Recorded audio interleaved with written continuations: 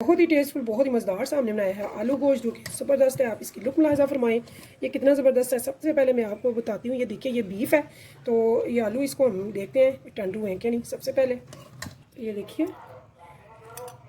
ज़बरदस्त मक्खन मलाई की तरह,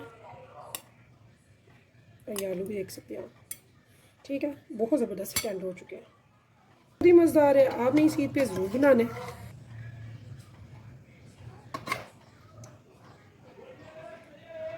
इसका शोरबा मुलाजा फरमाएं, कितना खूबसूरत है, ज़बरदस्त है। खुशबू ऐसी ज़बरदस्त खुशबू है कि मैं आपको क्या बताऊँ। तो आप जब बनाएंगे खाएंगे तो कहेंगे कि वाकई आलू गोश्त बनाया, जो कि वाकई बहुत ही मज़ेदार है, बहुत टेस्टफुल। तो ये मज़ेदार सा आलू गोश्त का सालन इस ईद पे होगा स्पेशल, जो आप बनाएंगे खाएंगे फीडबैक में ज़रूर बताइएगा कैसा लगा है। इंशाल्लाह ताला ये मज़ेदार सी, टेस्टफुल सी और ज़बरदस्त सी चंद मिनटों में बनने वाली रेसिपी अगर आपको पसंद है तो चलते हैं आज की रेसिपी की तरफ, जो कि आज की बहुत ही मज़ेदार रेसिपी होगी। इससे पहले कि अगर आप मेरे चैनल पर नए हैं तो प्लीज़ मेरे चैनल को सब्सक्राइब कर लीजिएगा। अगर रेसिपी पसंद है तो लाइक कीजिएगा शेयर अपने फैमिली फ्रेंड्स के साथ, दोस्तों रिश्तेदारों के साथ। तो चलते हैं आज की ये मज़ेदार टेस्टी सी रेसिपी की तरफ। तो चलें फिर। बिस्मिल्लाहिर्रहमानिर्रहीम, शुरू के नाम से जो बड़ा मेहरबान नहायत रहम करने वाला है। तो अस्सलाम वालेकुम व्यूअर्स, कैसे आप? इंशाल्लाह ताला मेरी यूट्यूब फैमिली अल्लाह पाक के फजल करम से बखैरियत होगी। तो चूँकि आप सभी जानते हैं आजकल मुल्क के हालात अच्छे नहीं है, बहुत कशीदगी जा रही है और बॉर्डर पे लड़ाई चल रही है। तो अल्लाह पाक से दुआ है कि अल्लाह पाक हमारे मुल्क पाकिस्तान को अपनी हिफ्ज़-ओ-मान में रखें, हमारी पाक अफ़वाज की अल्लाह पाक मदद फरमाए, अल्लाह उन पर रहम फरमाए और हम सबको उनके साथ शाना बशाना खड़े होने की, लड़ने की तौफीक अता फरमाए। तो अल्लाह ताला बेहतरी वाले मामलात फरमाए, अल्लाह ताला हमें अपनी हिफ्ज़-ओ-मान में फरमाए, हमें, हमारे बच्चों को, हमारे भाइयों को, बाप बेटों को, सभी को अल्लाह अपनी मान में रखे। तो उम्मीद है कि जल्द हम इस बुरे हालात से निकल आएंगे और दोबारा से हमारे मुल्क के हालात बहुत बहुत बहुत अच्छे हो जाएंगे। तो यहाँ पे मैंने 2 मीडियम प्याज ली हैं, जो कि तकरीबन के 150 ग्राम है वेट में। तो एक प्याली मैंने ऑयल के लिए लिया, घी या ऑयल आप अपनी पसंद से ले सकते हैं। यहाँ पे हमने इनको लाइट सा ब्राउन करना है, ब्राउन नहीं करना, लाइट सा ब्राउन करना है और फिर इसको निकाल लेना है। तो यहाँ पे देखिए जी, हमारा जो प्याज है लाइट सी गोल्डन होना शुरू हो गई है। इस टाइम पे हम इसे निकाल लेंगे। तो मैं इसे निकाल रही हूँ ग्राइंडर में, क्योंकि मैंने इसे ग्राइंड करना है। तो इसी इसमें हाफ प्याली दही डाल के जी मैंने 1 kg ले लिया गोश्त। तो गोश्त मैंने लिया है बीफ। तो यकीन जाने इतना ज़बरदस्त ये बनेगा कि आप कहेंगे कि ये मटन से भी ज़्यादा मज़े का बना। तो कम एज का जो जानवर का आप लेते हैं गोश्त, वो बहुत ही मज़ेदार बनता है।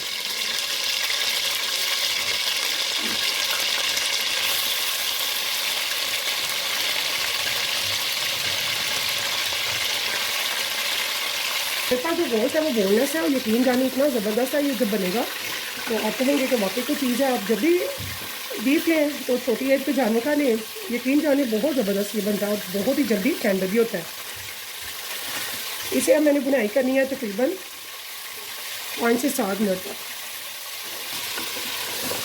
और इसकी फ्लेम कर लेंगे हाई फ्लेम पे इसकी बुनाई करेंगे। साथ साथ हम इसको थोड़े से स्पाइसेस भी ऐड करेंगे, लेकिन पहले इसे हम बुनाई अच्छे से करेंगे कि हमारा गोश्त जो है वो जान में आ जाए, स्टेबल हो जाए।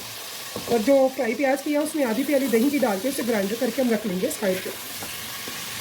यहाँ पे मैंने ले लिया है एक तेज़पत्ता, थोड़ी सी दालचीनी के टुकड़े हैं, यहाँ पे काली मिर्ची है साबुत, साथ में मैंने ले ली है बादियान खटाई की कलियाँ और लौंग। इनको एक डालेंगे डंडा कोनी में, इनको अच्छे से हम कूट के इसका मसाला निकाल के रख लेंगे। यहाँ भी ये देखिए, यहाँ पर हमने कूट लिया। अब हम इसे निकाल देंगे प्लेट में। यहाँ मैंने ले लिया है, इसी में हम नीचे मसाला लगा होता है, इसी में मैंने अदरक ले लिया। अदरक और लहसुन को हम कूट लेंगे।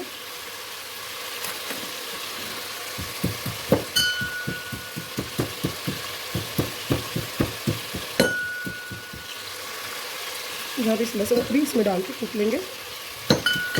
ये बहुत ही अच्छे से कुक लिया गया है। अब साइड पे करते हैं, चलते चूल्हे की तरफ। यहाँ भी आप देख सकते हैं गोश्त बहुत ही अच्छे से हमारा फ्राई हो चुका है। हमें इसे 7 मिनट हो गया फ्राई करते हुए।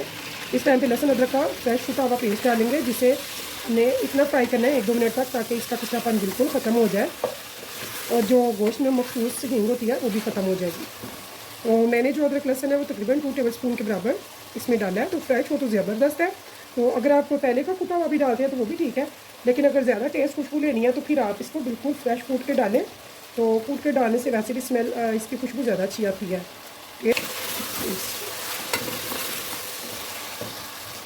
यहाँ भी हम डालेंगे 1 से 2 घूंट पानी के, ताकि हमारे जो मसाले हैं जो हम डाल रहे हैं इसमें स्पाइसेस वो जले नहीं।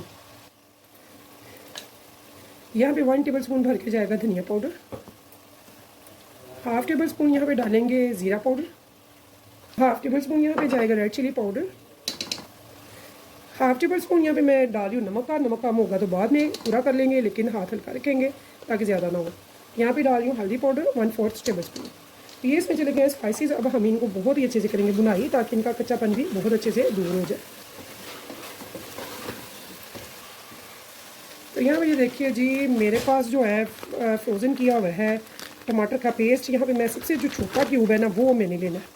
ये 2 टमाटर के करीब है, इसको मैंने इसमें डाल दिया इस टाइम पे, और इसकी बुनाई रखेंगे जारी। तो ये आप देख रहे हैं नीचे मसाला जो है लगे ना, इसलिए हम यहाँ पे 1 बूंद पानी का डाल लेंगे ताकि इसकी बुनाई बहुत ही अच्छी से हो। तो 1 किलो मैंने लिया है गोश्त, तो 1 किलो के हिसाब से गोश्त के मैं लूँगी इसमें आलू। आलू आप अपनी पसंद से भी डाल सकते हैं। अगर परफेक्ट मेजरमेंट लेनी है तो 1 किलो के साथ हम आधा किलो आलू लेते हैं, ठीक है। तो उनको कट करना है बहुत ही अच्छा सा, सेम शेप होनी चाहिए, सेम साइज़ होना चाहिए। जो भी आपको पसंद हो वो आप बना सकते हैं साइज़। तो यहाँ ये देखिए बहुत ही अच्छे से इसकी बुनाई हमने कर लेनी है।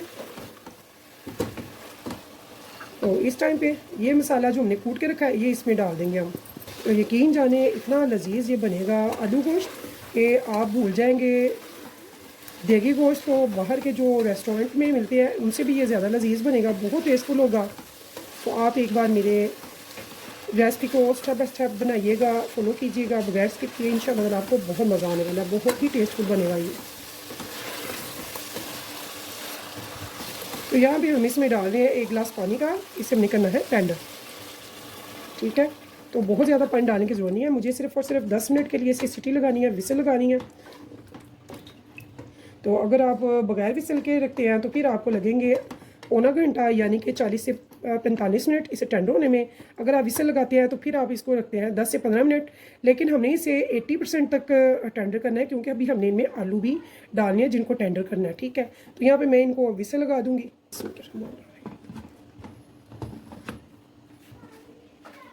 3 मिनट तक इसमें हीट बनेगी और उसके बाद यानी कि 10 मिनट हम रखेंगे इसे विसल पे, ठीक है।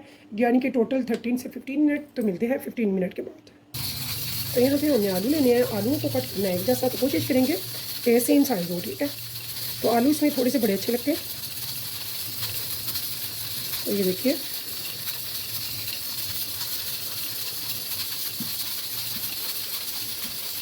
ऐसे ही हमने इनको एक जैसा कट करना है।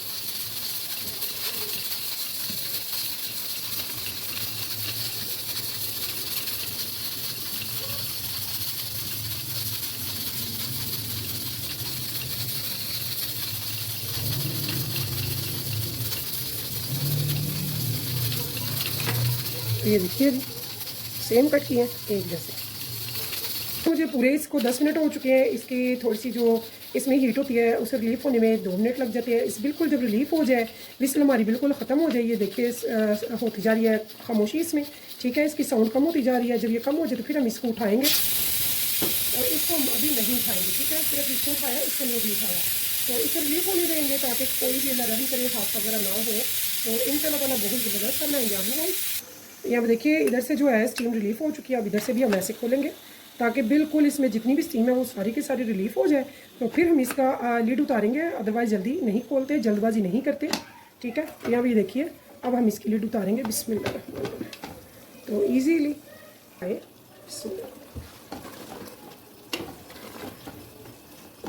तो यहाँ पे गोश्त को चेक करेंगे, गोश्त कहाँ तक पहुँचा है। तो माशाल्लाह से बहुत अच्छा, जो जैसा कि हम चाहते थे 80% तक ये बहुत अच्छे से टेंडर हो चुका है। बाकी कुछ बुनाई होगी और आलू भी टेंडर होंगे, तो उसके दौरान ये क्लियर हो जाएगा, बहुत ही अच्छे से टेंडर हो जाएगा। तो इस टाइम पे प्याज, और जो हमने प्याज फ्राई की थी उसे आधी प्याली दही में मैंने डाल के ग्राइंडर कर दिया। इस टाइम पे मैं इसे इसमें डाल दूँगी।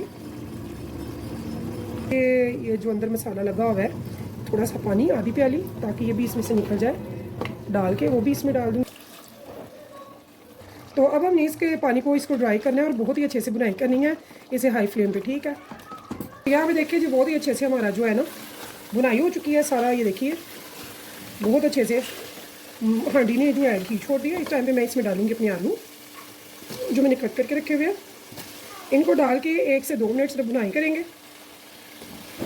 तो अगर आपने लगानी है विसल तो फिर 5 मिनट में आपकी विसल लगेगी और आपके आलू जो है वो टेंडर हो जाते हैं।